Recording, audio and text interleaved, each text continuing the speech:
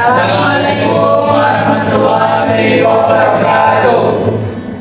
Perkenalkan, kami di sini ingin mempersembahkan atau membuat konten tentang dakwah digital. Nah, di sini di konten ini akan dijelaskan apa aja sih itu dakwah digital, gimana aja caranya, dan apa saja dampaknya kepada penonton atau kepada halayak ramai dan masyarakat umum. Karena sekarang dakwah tidak hanya dilakukan secara langsung, tetapi bisa juga secara digital, yaitu melalui konten-konten yang edukatif dan juga bermanfaat.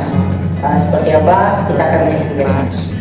Oke, seperti yang saya bilang di pembukaan tadi, bahwa untuk mengajak orang kepada kebaikan itu tidak hanya lewat dakwah secara langsung saja, tetapi bisa juga lewat dakwah secara digital.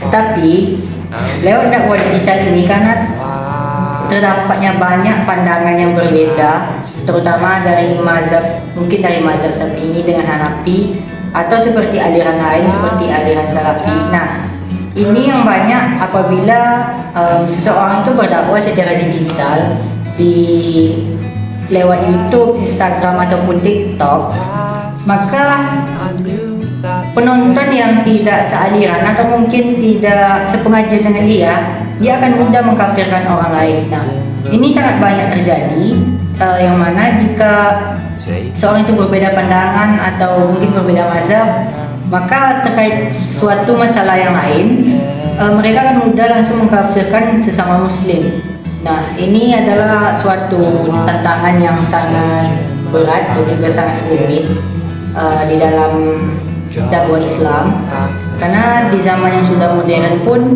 orang masih mudah mengkafirkan orang lain, padahal mengkafirkan orang lain itu tidak boleh, sebagaimana yang dijelaskan dalam hadis riwayat Bukhari yang artinya melaknat orang mukmin sama dengan membunuhnya, dan mengkafirkan orang mukmin juga sama dengan membunuhnya. Nah, inilah tantangan terbesar kita untuk saat ini. Kita harus berdakwah secara digital ataupun secara langsung, tapi kita tidak boleh mengkafirkan orang hanya karena berbeda pandangan ataupun berbeda mazhab dan lain sebagainya, karena itu sangat tidak dianjurkan dalam Islam. Islam mengajarkan kita untuk saling menghormati antar sesama muslim maupun sesama non muslim, dan juga mengajarkan kita untuk saling toleransi, menghormati orang yang juga berbeda keyakinan daripada kita. Tema yang dibahas tentang mengkafirkan orang lain adalah tema yang tepat dan harus diberitahu kepada orang lain. Betapa bahayanya mengkafirkan orang lain apabila mengkafirkan sesama muslim, karena selain dilarang oleh Nabi, ini juga bisa menyebabkan perpecahan di dalam umat Islam tersendiri dan mempersulit dakwah Islam baik secara langsung maupun digital, dan bisa menyebabkan pandangan buruk terhadap Islam dari orang-orang yang tidak seagama. Seperti yang kita lihat di sini, yaitu hati-hati menuduh kafir. Hati-hati dalam menuduh orang kafir, karena tidak semudah itu. Orang-orang non-muslim yang dakwah tidak sampai kepadanya atau tidak cukup pengetahuan tentang Islam tidak dapat disebut sebagai kafir atau mendustakan. Seperti hadisnya, yaitu sekelompok orang tidaklah kafir bila mereka tidak tahu atau jahil, diam dan tidak menentang. Hadis riwayat Imam Ja'far Shadiq. Dan selanjutnya yaitu selama seseorang dengan sadar mengucapkan dua kalimat syahadat adalah muslim, maka hak dan kehormatan harus dilindungi. Seperti hadisnya, yaitu besarnya dosa seorang muslim tidak menyebabkan dia kafir. Kita dapat melihat contoh dakwah digital dalam kehidupan sehari-hari. Contohnya itu seperti dalam sosial media kita dapat menggunakan fitur share untuk kebaikan. Contohnya itu seperti kita melihat sebuah video pendek di Instagram yang menjelaskan tentang cara berwudu yang benar sesuai sunnah. Kita dapat langsung menekan tombol share, bagikan, sebar-sebar videonya ke grup keluarga yang ada. Terus yang kedua itu contohnya seperti sedekah online lewat QRIS. Misalnya membayar zakat, infak, atau sedekah secara digital melalui dompet digital. seperti GoPay, OVO, atau Dana. Nah,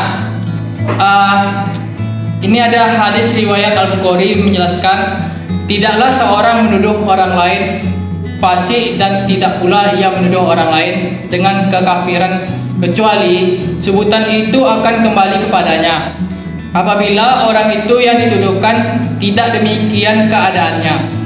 Terkadang dunia luar itu seperti sosial media itu tuh terlalu liar untuk zaman sekarang karena banyak konten-konten yang menyalahgunakan agama tidak sebagai mestinya. Oleh karena itu kita sebagai Gen Z harus pandai memilih bagaimana apa yang bagus dan apa yang tidak bagi kita sendiri.